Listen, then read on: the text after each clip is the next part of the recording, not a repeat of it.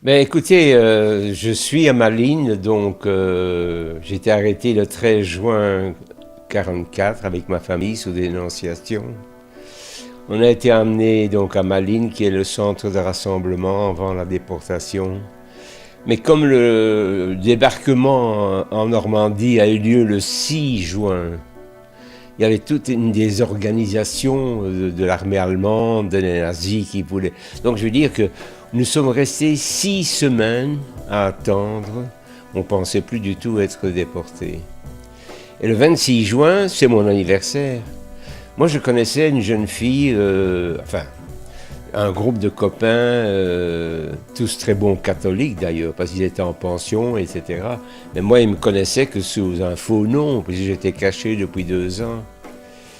Et dans ce groupe, il y avait des filles et des garçons. Il y avait une jeune fille que j'avais sympathisé avec elle. Et puis, bon, pendant 2 ans, donc on s'est fréquentés. Mais bon, vous savez, à cette époque-là, c'était très fleur bleue. Hein, donc, je veux dire que on faisait pas comme aujourd'hui les jeunes.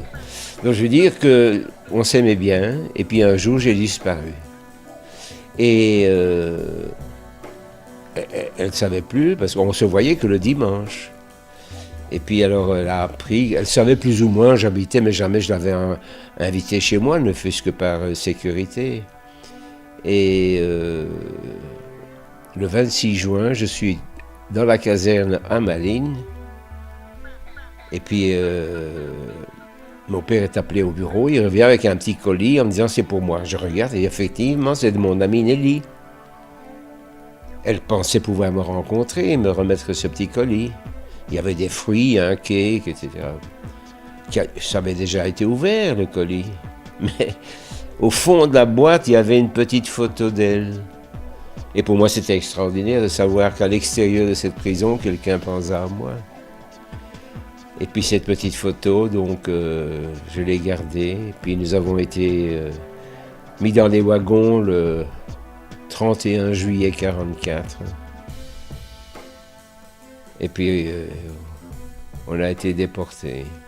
Moi, dans ces wagons, j'ai écrit un petit mot à mon ami et j'ai laissé tomber ce papier par les fentes du plancher de ce wagon sur les rails. Et puis un cheminot a travaillé là et a trouvé ce papier, a vu qu'il y avait une adresse, et il l'a mis dans une enveloppe. Et puis quand je suis rentré, j'ai appris que Nelly avait reçu ce petit message. Et moi, j'avais sa photo. Alors bon, on a voyagé. On a été transportés comme ça pendant 3 jours et 3 nuits, mais on ne savait pas où on allait. La troisième nuit, le train s'arrête définitivement, les portes s'ouvrent, je suis ébloui par les projecteurs et tout ça va très très très vite à ce moment-là. Séparation des femmes qui se mettent, on les met à gauche. Moi, j'ai même pas embrassé ma maman, je savais même pas pourquoi, parce qu'on devait rester en famille et puis je ne l'ai plus jamais revu. Et puis j'ai été mis à droite avec mon frère et mon père. Et puis il y a une nouvelle sélection. Et puis ils ont mis les malades, les tout vieux, les tout jeunes. Mon jeune frère a été mis à gauche. Moi j'ai été mis à droite avec mon père. Oui. Et puis on a été amené, mais ça j'ai appris par après, parce que toujours en pleine nuit, on a été amené devant un bâtiment. Et puis on nous a donné l'ordre de nous habiller tout nus. Alors vous savez, vous êtes quand même intrigué, comment d'abord ce transport, et puis tout nu, et puis moi, j'avais cette photo, et je l'ai pliée en 8, et je l'ai gardée dans ma main droite, mais j'étais tout nu. Et puis je suis rentré dans ce bâtiment, et là j'ai été surpris, j'ai vu pour la première fois des hommes avec un costume rayé, gris et bleu, et puis ça a été très vite, on nous a coupé les cheveux, nous rasé les têtes, et puis les poils. Et puis alors après, on nous a mis devant une table. Et moi, j'avais toujours cette photo pliée en 8 dans mon poing droit. Et puis là, j'ai dû donner mon vrai nom, prénom, âge, etc. Et puis le capot qui se trouvait à côté de l'SS a pris mon bras gauche et a marqué dans mon bras gauche le tatouage qu'il faisait donc à Auschwitz.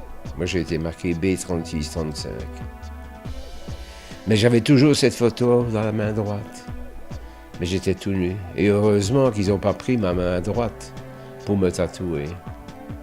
Et puis après ça, j'ai reçu des vêtements, bien sûr, des vêtements rayés de bagnards. Mais il y avait des poches. Alors j'ai mis cette photo dans cette poche.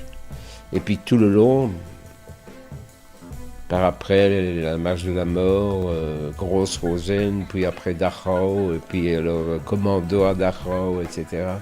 Et j'avais toujours cette photo dans les poches de ma veste. Et puis quand j'avais plus de morale du tout, je regardais cette photo, je dis est-ce que je vais un jour revoir cette jeune fille? Et puis en avril 45, en avril 45, on nous a remis dans des wagons parce qu'on travaillait en commando extérieur de Dachau. Et puis on voulait nous ramener à Dachau. Je suis arrivé à m'évader. J'ai été caché par des soldats français. Et puis j'ai été libéré que le 1er mai 45. Et le hasard fait que c'était l'anniversaire de mon ami le 1er mai. Et puis alors après ça, il a fallu attendre qu'on nous rapatrie. Et puis finalement, je suis arrivé en Belgique vers le 20-25 mai. Mais je ne savais pas où aller puisque c'était mes parents qui s'occupaient de moi. On n'était pas propriétaires, on louait un petit appartement. Donc, et comme on avait disparu, ça avait été reloué. Donc j'étais hébergé chez des amis et c'était les commerçants à côté des parents de Nelly qui étaient les libraires. Et puis là, j'ai appris qu'elle avait tout fait pour me retrouver. Donc, pour moi, ça a été comme un miracle de savoir que cette jeune fille, avec qui j'avais rien promis du tout, parce qu'elle me connaissait que sous mon faux nom, ce n'est que quand j'ai été arrêté qu'elle a appris qu'une famille Sobol avait été arrêtée. Donc j'avais gardé toute sa photo. Et puis alors, le problème était que comme ils étaient catholiques et moi j'étais d'origine juive, nous on pensait se marier, ça a été tout un problème parce que ses parents ne voulaient pas. Ils ne voulaient pas que leur fille unique fréquente un gars qui rentre des camps, sans famille, sans rien du tout. Et alors là, j'ai rencontré un monsieur, je ne sais plus comment, qui était le secrétaire du cardinal Cardin, et lui s'est occupé de moi. Il a été trouver les parents de Nelly, et puis il leur a dit, mais vous savez, ces jeunes se connaissent depuis l'âge de 16 ans, ils s'aiment bien, ils veulent se marier. Alors les parents de Nelly ont dit non, elle doit se marier à l'église et en blanc. Alors le secrétaire du cardinal a dit, mais ça je vais arranger aussi. Il est revenu chez moi, il m'a dit, voilà, ils sont d'accord. Alors il dit, c'est bien, oui, mais à une condition. C'est que Nelly se marie à l'église et en blanc. J'ai dit, alors, mais c'est pas possible, tu es juif, tu peux pas te marier à l'église.